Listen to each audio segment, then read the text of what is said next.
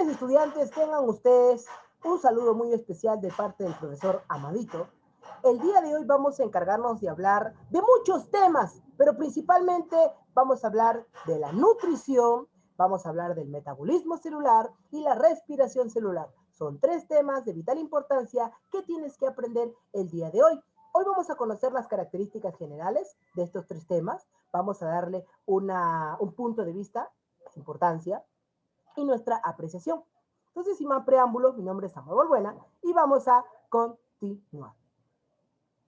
Hablar de nutrición es hablar principalmente de alimentación. Recuerda para toda la vida que una cosa representativa en lo que viene a ser la nutrición es los alimentos. No es lo mismo alimento, ¿ya? No es lo mismo alimento que nutriente. El alimento es la sustancia que puede ser orgánica o inorgánica que constituye a un grupo, a un determinado alimento, ¿ya? Está hecho por materia, ¿ya? Está hecho por moléculas. Pero el nutriente es el producto que se obtiene de la digestión del alimento. Supongamos que yo me como un carbohidrato, supongamos que yo me como una grasa, una proteína, un alimento que tenga vitaminas o minerales, todas las sustancias que yo voy a sacar de estos alimentos son llamados los nutrientes. Y estos nutrientes son importantes porque rápidamente las células la utilizan, pero utiliza bajo la forma de energía química, para que esta energía puedan ser utilizadas y así puedan cumplir diversos procesos fisiológicos. Es por eso que se dice que hoy en la actualidad, la nueva generación, la generación actual, debe de tener una alimentación saludable.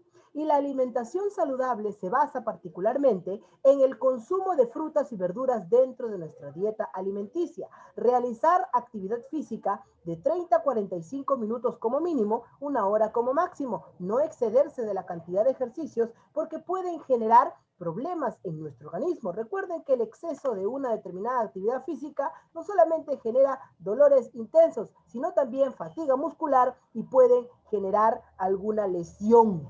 Por eso es muy importante saber qué cantidad de ejercicio realizar y cuánta potencia le brinda. Es importante recordar que no es lo mismo consumir un alimento natural que un alimento transgénico, ¿ya? Son totalmente distintos. Un alimento natural es también llamado alimento orgánico y se le llama alimento orgánico porque proviene de la tierra. Un alimento transgénico es aquel en donde tiene una porción de su material genético de otro alimento y se le incorpora a este alimento para que pueda darle beneficios y propiedades por fuera y por dentro. Antiguamente nosotros teníamos el tomatito y nosotros comprábamos un tomatito y después de 2 días este tomatito se empezaba a podrir. Por fuera podíamos ver que ya la estructura de su membrana estaba degradándose, producto de la intervención de los agentes patógenos, los microorganismos que se encargan de desintegrar este alimento. Esto causó la conmoción de la industria, principalmente la biotecnología. Ellos dijeron, pues, ¿cómo podemos hacer para que nuestros alimentos no se degraden con facilidad? Sabíamos que una hectárea, supongamos, una hectárea de tomate, ¿ya? Estaba planificada para que pueda estar en 15 días, pero a partir de los 15 días, donde ya debe estar verde, donde debe estar de verde a rojito, no está así. Hemos visto que la plaga está empezando a atacar la mitad de mi cultivo. Y tú sabes que en la siembra, en el tratamiento del cultivo, se invierte un montón de dinero. Si tú pierdes en tu cosecha de hectárea la mitad de tus bienes, hay una pérdida para ti. Entonces, el agricultor no puede tener mucha pérdida. Es por eso que se somete a qué? A una ayuda. La biotecnología utiliza principalmente modificaciones, realiza manipulaciones genéticas, ¿ya? Junto con la ingeniería genética. ¿Para qué? Para que puedan cambiar la composición química del alimento. Supongamos que el tomate se empezaba a degradar, ¿ya? Su membrana. ¿Ahora qué va a pasar? Lo que pasa ahora con ella es que vamos a quitarle la enzima que permitía la degradación de este tomate. Y esta enzima se llama la poligalacturonasa. Esta poligalacturonasa es aquella que permite que el tomate se empieza a degradar con facilidad. Si los científicos sacaron esa poligalacturonasa, se dieron cuenta de que el tomate ya no se podría, pero había un efecto secundario que dejaba, la deshidratación. Y hoy en la actualidad vemos eso. Vemos que la mayoría de tomates no se llegan a pudrir, algunos, ¿ya?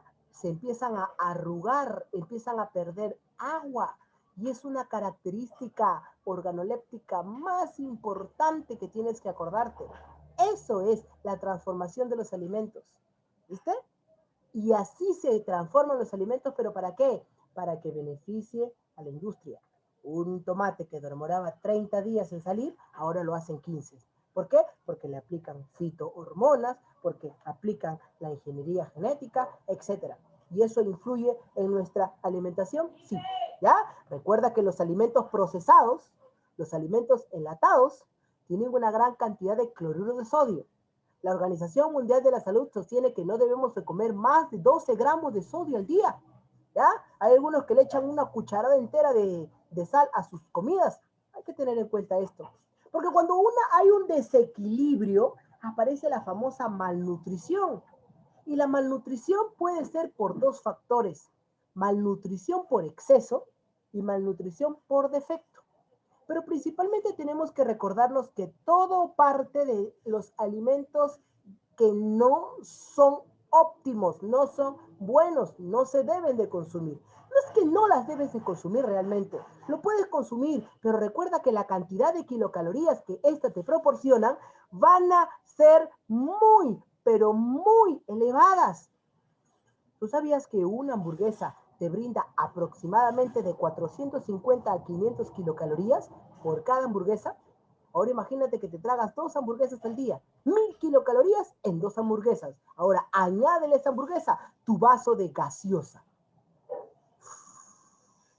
Por eso que las bebidas ya carbonatadas, las bebidas azucaradas, la tía veneno, todo ello no es bueno. Y esto es lo que nosotros tenemos que controlar, la nutrición. Pero hoy no vamos a hablar de una nutrición general, hoy vamos a hablar de una nutrición que tiene que ver con las células. Entonces, ¿qué es nutrición?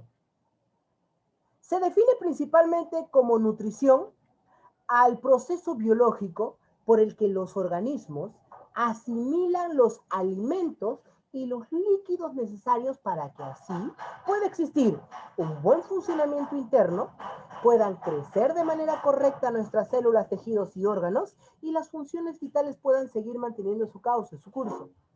¿Ok? Hay que tener en cuenta que la nutrición es una ciencia, es una rama fundamental que relaciona los alimentos y la salud, pero principalmente en algo llamado dieta. ¿Ok? ¿Por qué es importante recordar y reconocer la nutrición? Porque gracias a esta ciencia, nosotros podemos saber qué tipo de alimentos brindarle a un paciente y cómo mejorar su estado de salud, su estado nutricional. Existen muchos alimentos que pueden ser beneficiosos, pero el exceso de estos alimentos, en su gran mayoría, puede producir enfermedades. Hay que tener en cuenta esto. ¿Cuántos tipos de nutrición existen? Existe una nutrición que es autótrofa y otra que es heterótrofa. Las autótrofas se dicen que es de forma directa. ¿Por qué? Vamos a explicarla. La heterótrofa indirecta. La autótrofa, mira, este es el dióxido de carbono. ¿Qué va a pasar con el dióxido de carbono? Lo que va a pasar con el dióxido de carbono es que va a ingresar aquí, a este organismo. ¿Y qué va a pasar con este organismo? Utiliza el dióxido de carbono para crear ¿qué cosa? Glucosa. Y esa glucosa, que es la molécula orgánica que se produjo a partir de un gas, te produce lo que tú y yo conocemos con el nombre de ¿qué? ATP, energía química. Eso es lo que hacen los organismos autótrofos. Utilizan sus moléculas orgánicas para que dentro del organismo formen moléculas orgánicas. Las heterótrofas tienen una manera indirecta. ¿Por qué? Porque ahora el organismo se va a encargar de ¿qué? De utilizar esta glucosa, romperla y recién producir ATP. Y ese ATP es el indispensable para que ellos puedan obtener su energía. La nutrición autótrofa utiliza la energía para que el organismo pueda crear su molécula. Pero la energía puede estar bajo la forma de la luz o puede estar bajo la forma de compuestos orgánicos. Cuando sea la luz, vamos a tener a la fotosíntesis, ¿ya? De manera simple, proceso biológico mediante el cual las plantas fabrican su propio alimento. Modelo universitario y preuniversitario. Fotosíntesis, proceso anabólico y endergónico que transforma la energía lumínica en energía química bajo la forma del ATP. Compuestos orgánicos. Tenemos aquí la quimio. ¿Pero qué quimio? Quimiosíntesis. Quimio significa reacciones químicas y síntesis significa crear moléculas, pero en presencia de reacciones químicas. Ah, ya. Profe, ¿quiénes hacen fotosíntesis? Las plantas, las algas. ¿Qué más? Lo que vienen a ser las famosas cianobacterias, las clorobacterias, los protozoarios holofíticos, como la eugleina. La quimiosíntesis. Tenemos los nitrobacter, ¿ok? Las ferrobacterias y las bacterias sulfurosas. Nitrobacter porque utilizan el nitrógeno para que puedan hacer sus reacciones químicas. Ferrobacter porque utilizan el hierro para que puedan hacer sus reacciones químicas. Bacterias sulfurosas utilizan el ácido sulfúrico y el azufre para que puedan cumplir su proceso de oxidorreducción. Ya, profe. Y heterótrofas, tenemos a la holozoica, ¿ya? Y los compuestos orgánicos. ¿Qué es un holozoico? Protozoarios y animales.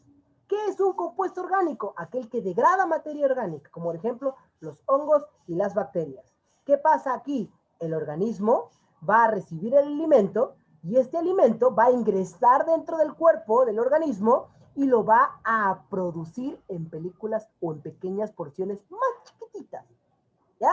Y ese es el alimento el que se va a encargar de brindarnos lo que viene a ser el sustento necesario para el organismo. En holozoico viene a ser de la siguiente manera. El alimento ingresa al organismo y en el organismo es degradado. En cambio aquí, el alimento, tal y como está en el medio externo, es utilizado por el organismo. ¿Claro que sí?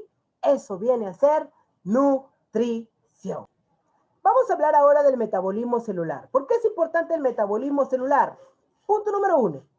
El metabolismo celular se define como la característica fundamental que permite el intercambio de dos cosas, materia y energía con todo el entorno.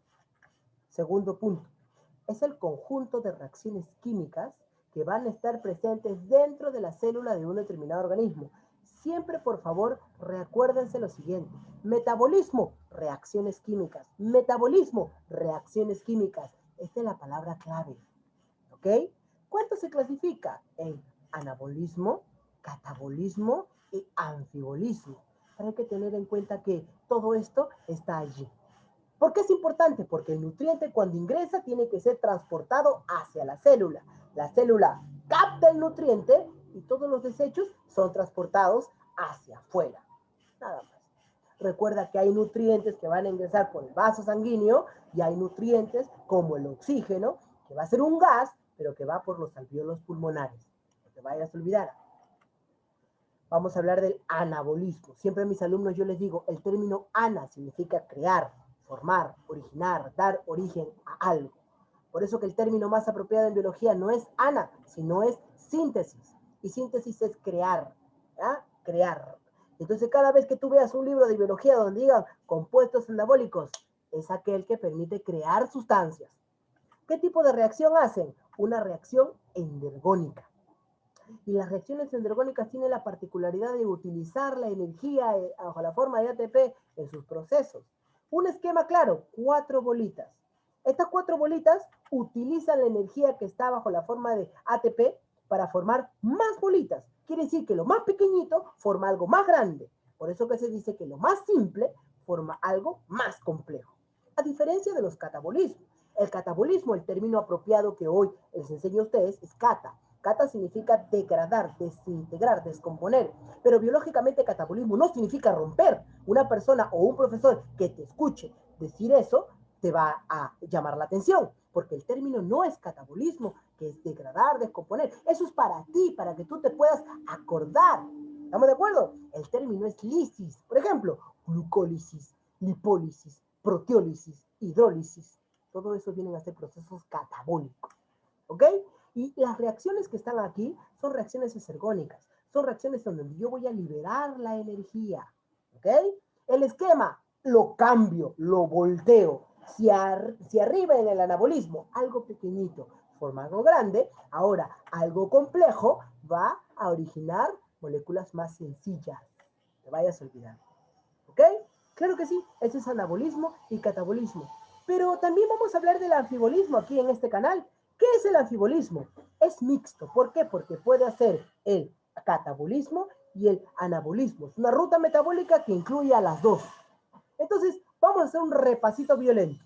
Si te preguntan a ti qué es el metabolismo, rápidamente tú dices conjunto de reacciones químicas y se acabó el problema, batería.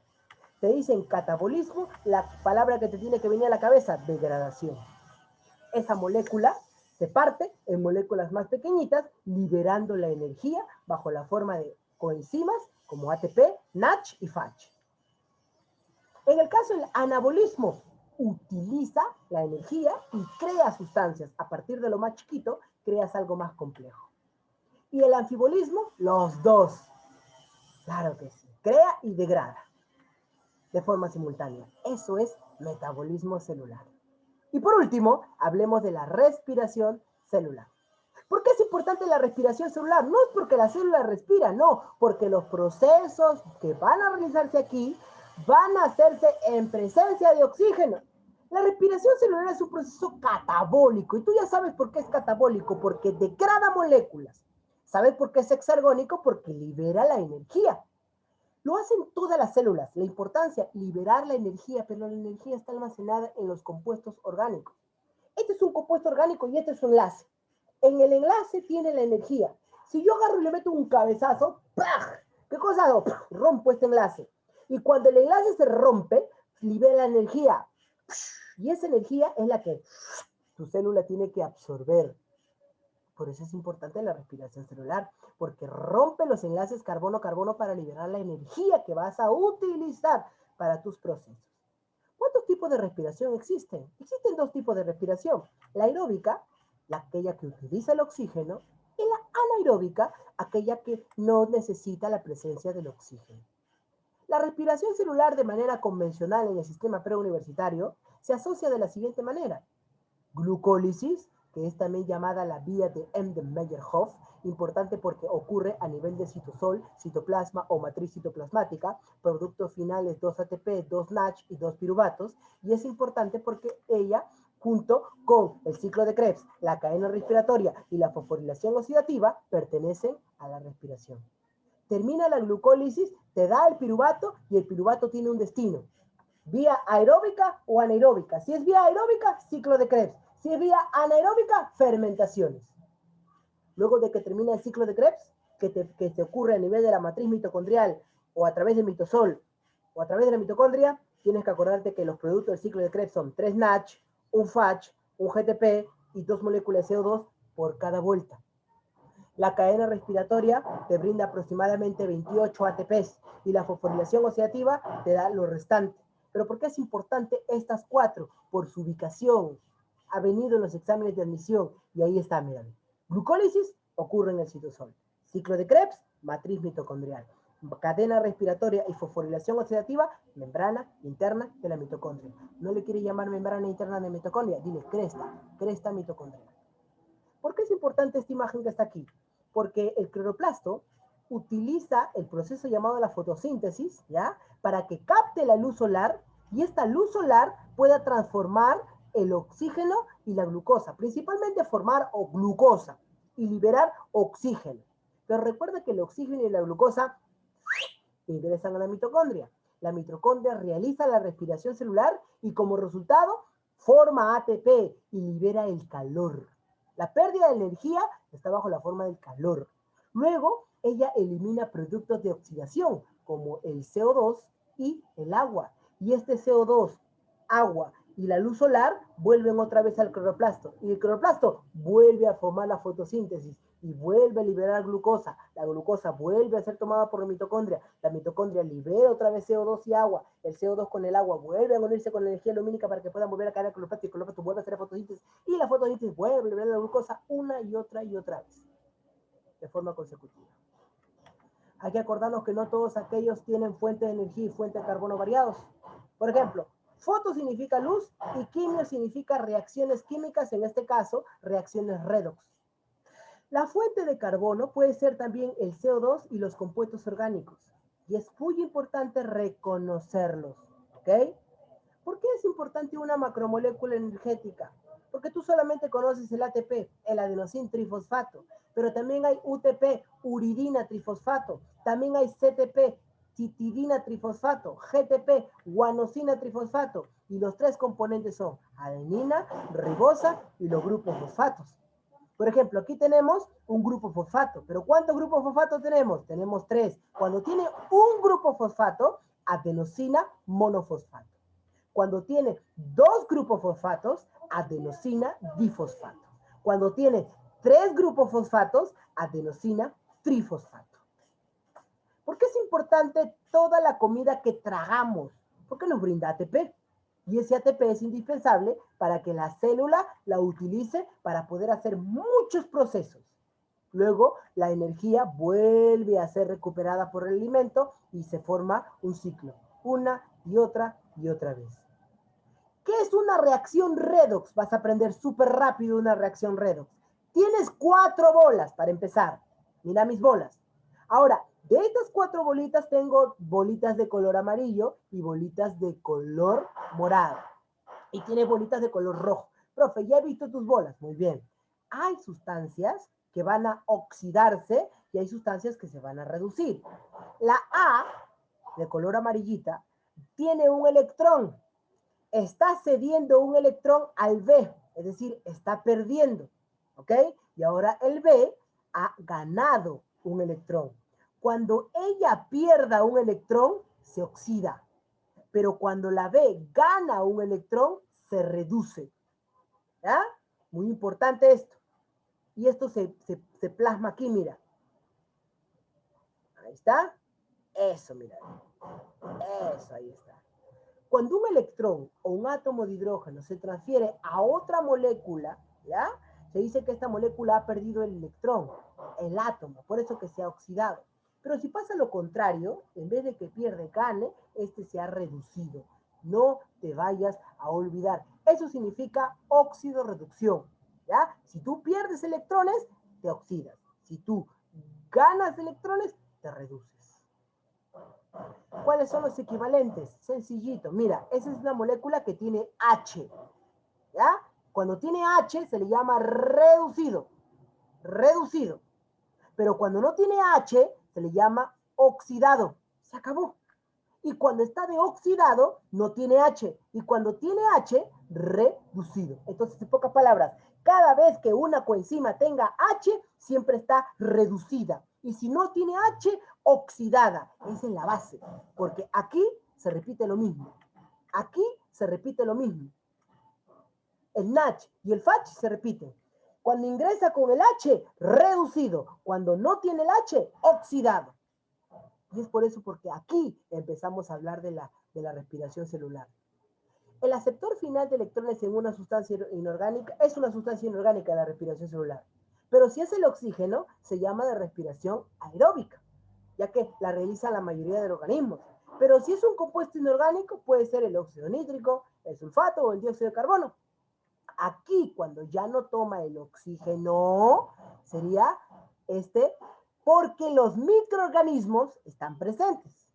La fermentación tiene como paso una vía donde no capta oxígeno, ¿ya? Es una oxidación incompleta, no hay presencia de oxígeno. Pueden haber distintos tipos de fermentación. La fermentación que produce la formación del punk, ¿ok? La cerveza, fermentación alcohólica, tanto el punk como lo que viene a ser hecho gracias a las levaduras, y la cerveza gracias a la bacteria Saccharomyces cerevisiae, ¿ya? La fermentación acética que permite los vinagres, la fermentación láctica que permite la formación del yogur, el queso, eso es fermentación, ¿ya? Que empiezas a degradarlo en presencia de bacterias o levaduras. Es un proceso anaeróbico porque no utiliza oxígeno. Si yo quiero degradar los azúcares, yo voy a hacer que la glucosa entre en bastantes reacciones consecutivas. Van a tener 2 etapas, pero principalmente ocurren en la mitocondria. La etapa del citosol se da allí, en el citosol. La glucólisis o la ruta de Ende-Meyerhof es la única que se va a dar en el citosol. Todo lo demás en el mitocondria. Lo primero, en la formación del acetil-CoA. Segundo, el ciclo de Krebs. Y tercero, el transporte de electrones y la fosforilación oxidativa. Es importante recalcar que la etapa mitocondrial tiene desde que el acetil-CoA se forma para que junto con el oxalacetato se puedan unir a la molécula y dar al citrato, y el citrato permita que inicie el ciclo de Krebs, termine el ciclo de Krebs y las coenzimas NADH y FAT que se desprenden del ciclo de Krebs viajan hacia el transporte de electrones para que puedan cumplir su proceso y seguir produciendo ATP. Esa es la finalidad de la respiración celular y el tema que hemos tratado el día de hoy. Ha sido un placer, muchísimas gracias, repasa el video tantas veces sea posible, déjame un comentario, una apreciación, un me gusta si es necesario y nos vemos hasta la próxima clase. Muchísimas gracias, muy buenas tardes.